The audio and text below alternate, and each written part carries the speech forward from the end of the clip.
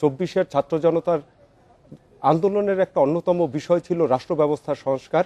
আমাদের সাথে এ নিয়ে আলোচনা করার জন্য উপস্থিত আছেন নির্বাচন কমিশন সংস্কার কমিশনের অন্যতম সদস্য জেসমিন টুলি, তিনি সাবেক নির্বাচন কমিশনের কর্মকর্তাও।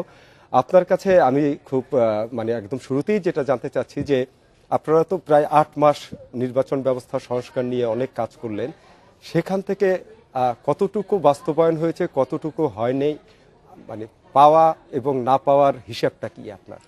আপনাকে অনেক ধন্যবাদ। এটা আসলে একটা খুবই গুরুত্বপূর্ণ ছিল যে আমরা 24-এর পর একটা সংস্কারের জন্য বিশেষ করে ইলেকট্রাল রিফর্মস কমিশন যে কাজগুলো করেছিল, যে মৌলিক জায়গাগুলো পরিবর্তন সহ মোটামুটি নির্বাচন সুষ্ঠু করার জন্য যেই ধরনের ম্যানেজমেন্ট প্রয়োজন সুপারিশ করা ছিল। এখানে সুপারিশ প্রায় 250-এর উপরে ছিল, 250-এর উপরে সুপারিশ করা হয়েছিল।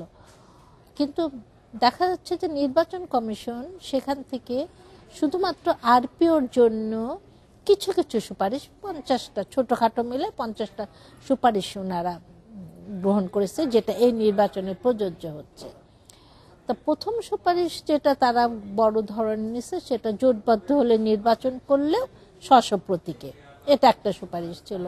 আইন শৃঙ্খলা বাহিনীর সংজ্ঞার মধ্যে সেনাবাহিনী প্রতিরক্ষা বাহিনীর কর্মী সম্মোহন এটাকে নিয়েছে। তারপরে যে কোনো পর্যায়ে হলফনামা হোক বা কোনো তথ্য যদি গোপন করে যখন মনোনয়ন জমা দেয়, তাহলে পরবর্তীতে ধরা পড়লে তার প্রার্থিতা বাতিল বা নির্বাচিত হয়ে গেলে নির্বাচন বাতিল, এগুলো ছিল বড় ধরনের। পোস্টাল ব্যালট কোথায়? তারপরে প্রবাসীদের জন্য প্রথমবার পোস্টাল ব্যালট আমাদের সিস্টেমে ছিল, কিন্তু প্রবাসীরা কোনো সময় সিস্টেমের মধ্যে অন্তর্ভুক্ত হতে পেরেছিল না। 2011-12 দিকে আমাদের প্রবাসীদের অন্তর্ভুক্ত করা হয়েছিল পোস্টাল ব্যালটের মধ্যে মাধ্যমে ভোট দেওয়ার জন্য, কিন্তু বাস্তবে যে সিস্টেম তৈরি করার কথা সেটা ছিল।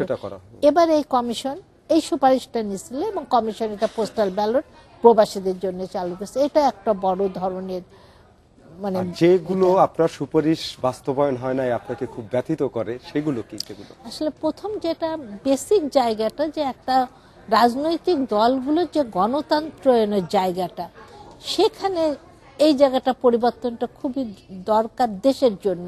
কারণ একটা দেশ গণতান্ত্রিক উপায়ে চালাতে হলে রাজনৈতিক দলগুলোই দেশ চালায়। তা দলগুলোই যদি গণতন্ত্রে না থাকে সেক্ষেত্রে তো তারা কিভাবে সেটা চর্চা করবে দেশের জন্য? সেটা আপনি কি বোঝাতে চাচ্ছেন, যে প্রার্থী মনোনয়ন না সার্বিক? শুধু তা না, যেমন প্রার্থী মনোনয়নের ক্ষেত্রে আছে তাদের সমস্ত কমিটিতে নির্বাচন করা, তারপর নারীদের জন্য রাখা, একটা দলের প্রথমে আসবে যে তাদের যে কমিটিগুলো আসবে সেসব কমিটিতে 33% নারী থাকবে, সেগুলো নির্বাচিত কমিটি হতে হবে গোপন ব্যালটের মাধ্যমে। তারপর প্রার্থী মনোনয়ন দেওয়ার ক্ষেত্রে তৃণমূল পর্যায়ে সুপারিশ থাকতে হবে। তারপরে টাকা আর্থিক স্বচ্ছতার জায়গাটাকে পরিষ্কার করা, যে কি সোর্স, কোন কোন সোর্স থেকে তারা পয়সা আসে, কিভাবে তারা খরচ করে, এবং শুধু তারা নিজেদের মধ্যে না, মানুষকে, দেশের মানুষকে জানানো বেশি, প্রত্যেকটা মানুষই দেশের, যেহেতু তারা ভোট দেয় রাজনৈতিক দলগুলো, এই রাজনৈতিক দলের ভিতরের ব্যাপারটা, বিশেষ করে দলগুলো, এই রাজনৈতিক দলের ভিতরের ব্যাপারটা, বিশেষ করে আর্থিক সচ্ছলতা জানার আগ্রহ প্রবল থাকে। তাতে একটা দলের স্বচ্ছতাও প্রুভ হয় যে হ্যাঁ, আমাদের যা কিছু আমরা আমাদের যে কেউ আমাদের ওয়েবসাইটে দেখতে পারে, এরকম জায়গা। তারপরে তাদের যে মেম্বারশিপ, তাদের চাঁদা যে কীভাবে আসে, মেম্বারশিপ থেকে কীভাবে ডোনেশন গুলো কীভাবে আসতেছে, এই জায়গাগুলো হলে আসলে খুবই ভালো হতো। রাজনীতিতে একটা স্বচ্ছতা আসতো।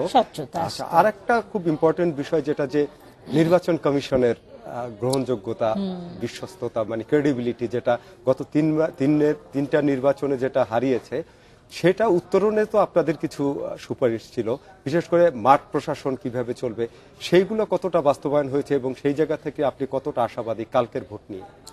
আসলে এখানে দুইটা জিনিস ছিল। একটা হলো কমিশনের নিজস্ব নিয়োগ পদ্ধতি, নিজস্ব জবাবদিহিতা, নিজস্ব দায়বদ্ধতা, এটা কমিশনের সাইডটা। আর একটা ছিল কমিশন যাদের দিয়ে ইলেকশনটা তুলে, ইলেকশন অ্যাডমিনিস্ট্রেশন যেটা, সেটা হলো যারা রিটার্নিং অফিসার হবে, প্রিজাইডিং অফিসার হবে এই পজিশনটা। ইলেকট্রাল রিফর্মস কমিশনে একটা সুপারিশ ছিল যে ইলেকশন কমিশনের যথেষ্ট পরিমাণে যোগ্য লোক আছে যারা এইগুলোতেই কাজ করে, কিন্তু দেখা যায় যে ইলেকশন কমিশনের সচিব পদটা আসে গভর্নমেন্ট থেকে আসলে সমস্যাটা যেটা হচ্ছে যে যখন দলীয় সরকার থাকছে তো সরকারের সরকার স্বাভাবিকভাবে তো সরকারের এটা সেখানে আসছে, যেটা আমাদের অতীতে এটাই বলেছি যে পুরো ইলেকশনে কলকাঠি নাড়ার জন্য এটা একটা সূত্র, যে সূত্রটা ধরে সরকার যেখানে প্রভাব বিস্তার করতে পারে সেই জন্য উপরের পোস্টগুলো ইলেকশন কমিশনে যাকে মনে করে ইলেকশন কমিশন যেখান থেকে যে সোর্স থেকে আনুক বা নিজেদের আনুক এইখানটায় পরিষ্কার করা। তারপরে ইলেকশন পরিচালনার ক্ষেত্রে মাঠে যেটা, সেই ক্ষেত্রে দেখা যায় যে সবসময় প্রশাসনের উপর ইলেকশন কমিশন নির্ভর করে। তাই প্রশাসনের নির্ভরতা কমিয়ে আনা, সেক্ষেত্রে আস্তে আস্তে নিজেদের জনবলের সক্ষমতা বাড়ানো। সেদিকে কি যাচ্ছে নির্বাচন কমিশন? আমার কাছে তো এবার মাত্র 3 জনকে দিছে, কিন্তু এখানে তো আরো যোগ্য কর্মকর্তা ছিল যারা অলরেডি রিটার্নিং অফিসার হিসেবে কিন্তু কাজ করে। সিটি কর্পোরেশন গুলো দেখেন বিশাল বিশাল কর্পোরেশন, কিন্তু সিটি কর্পোরেশন মানে সেখানে 7টা 8টা আসন নিয়ে ইভেন আরো বেশি। আমি নিজেও একসময় চিটাগং সিটি কর্পোরেশন ইলেকশন পরিচালনা করেছি।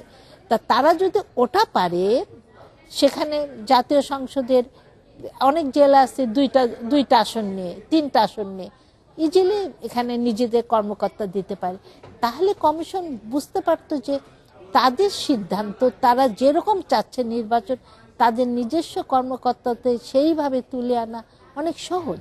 কারণ প্রশাসনে যারা থাকে দেন আজকে তারা ইলেকশন কমিশনের অধীনে, ঠিক আছে, কিন্তু গভর্নমেন্ট ফর্ম করার পরেই তো সব গভর্নমেন্টের অধীনে লোক। তারপরে এই গভর্নমেন্টের অধীনেও তো অনেক ইলেকশন হয়, বাই ইলেকশন গুলো হবে, স্থানীয় সরকার হবে। তা এই জন্য যেটা আমার কাছে মনে হয় যে ইলেকশন কমিশন তার অফিসারদের সক্ষমতা বাড়ানো। আচ্ছা, সক্ষমতা বাড়ানোর সাথে কিন্তু ইলেকশন কমিশনের মূল যে চ্যালেঞ্জটা, যে গ্রহণযোগ্য এবং অংশগ্রহণমূলক নির্বাচন, কাল যে নির্বাচনটা হবে গ্রহণযোগ্য এবং অংশগ্রহণমূলক নির্বাচনের মাপকাঠিতে আপনি এটা কিভাবে মূল্যায়ন করবেন? আচ্ছা, আসলে এইগুলো কখন নির্বাচনে একটা অংশগ্রহণমূলক বলা হয়, অনেকগুলো টুলস এখানে কাজ করে, অনেকগুলো শর্ত পূরণ করতে হয়। তার মধ্যে প্রথম যে শর্ত যে ভোটাররা নিরাপদে ভোট দিচ্ছে এবং অধিক সংখ্যক, সেটা কোনো পার্সেন্টেজ না, এমন হতে পারে 50+ অবশ্যই হতে হবে, সেটা 60-70 হলে তো আরো ভালো। যখন ভোটারের অংশগ্রহণ অনেক বেড়ে যায় তখন মোটামুটি এটাকে একটা ধাপ সে পার হলো। রাজনৈতিক দল যারা কর্মকাণ্ড যাদের নিষিদ্ধ হয়, মানে যারা রাজনীতিতে আছে তাদের সবার অংশগ্রহণ একটা জায়গা, এবং এই রাজনৈতিক দলগুলো যারা নির্বাচনে অংশগ্রহণ করছে তারা যেন লেভেল প্লেইং ফিল্ডটা পায়, মানে সবার জন্য সমান সুযোগ করে দেওয়া। এই দুইটা যদি মোটামুটি হয় তাহলে বলা যায় যে নির্বাচন অংশগ্রহণমূলক হয়েছে। আমরা এই যে তফসিল ঘোষণা থেকে শুরু করে এ পর্যন্ত কালকে ভোট আগের দিন পর্যন্ত আজকে পর্যন্ত সার্বিক যে পরিস্থিতি এবং জনমনের যে সাড়া এবং ভোটের যে প্রস্তুতি, নির্বাচন কমিশন, প্রার্থী এবং ভোটার সব মিলিয়ে আপনার কাছে কি মনে হয়, এটা কি উৎসবে পরিণত হতে পেরেছে যেটা আকাঙ্ক্ষা ছিল? আচ্ছা, আসলে শুরু থেকে মানুষের মনের মধ্যে একটা আশঙ্কা কাজ করছিল যে আইন শৃঙ্খলা পরিস্থিতি নিয়ে, তার আগে কিছু মব সংস্কৃতি আমাদের দেশে মানুষ দেখেছে, এই একটা জিনিস। তারপরে হচ্ছে সামাজিক যোগাযোগ মাধ্যমে AI ব্যবহারের মাধ্যমে মানে পুরো জিনিসটাকে নষ্ট করে দেয়, এরকম কতগুলো জায়গা মানুষ ঘুরপাক খাচ্ছিল। কিন্তু শেষের দিকে এসে রাজনৈতিক দলগুলো তাদের প্রচারণার ক্ষেত্রে পুরো দেশটাকে উৎসবমুখর করতে পেরেছে এবং তারা ভোটারের কাছে যেতে পেরেছে। মানে এইটা সবচেয়ে একটা বড় জিনিস যে তারা ভোটারের দাঁড়িয়ে গেছে, ভোটারের কাছে খুব কাছাকাছি এসছে। এর ফলে দেখা যাচ্ছে যে এই যে মানুষের মনের মধ্যে যে শঙ্কাটা কাজ করছিল যে কি হয় না হয়, আদতেও ইলেকশন হবে কিনা, এরকমও প্রশ্ন এসছে, কিন্তু এই জিনিসগুলো এখন কেটে গেছে। আর একটা জিনিস যেটা হচ্ছে যে সংশয় সন্দেহ তো ছিলই সবসময়, কিন্তু যেটা নির্বাচনের সময় যে মূল যে অভিযোগটা আছে সবসময় যে কালো টাকা, হ্যাঁ, এবং আমরা আজকে দেখলাম কিছুক্ষণ আগে আমাদের জাস্টিন নিউজ গিয়েছে যে এক জামাতের এক প্রার্থী টাকা নিয়ে। এইরকম ঘটনা কতগুলো ঘটেছে আপনি দেখেছেন কিনা, বা এটা নিয়ে আপনার মূল্যায়ন কি? আসলে নির্বাচনকে কিন্তু প্রভাবিত করার জন্য টাকা একটা বিশাল ফ্যাক্টর। মানে অবৈধ টাকা হোক বা বৈধ টাকা হোক, ভোটারদের মাঝে যদি এই টাকা দেওয়া হয়, এই টাকা দিয়ে ভোট কেনা বেচা বা পরিবেশটাকে নষ্ট করা এটা একটা খুবই ঝুঁকিপূর্ণ, একটা রিলেশনকে আশা ঝুঁকিপূর্ণ করি করে দেয়। ভবিষ্যতের নির্বাচনেও কালো টাকার দৌরত্ব থাকবে না, জন আকাঙ্ক্ষার বাংলাদেশ আমরা দেখতে পাবো। এই ছিল এখনকার আয়োজনে। আমন্ত্রণ আমাদের পরবর্তী টানা 72 ঘন্টার বিশেষ আয়োজনে।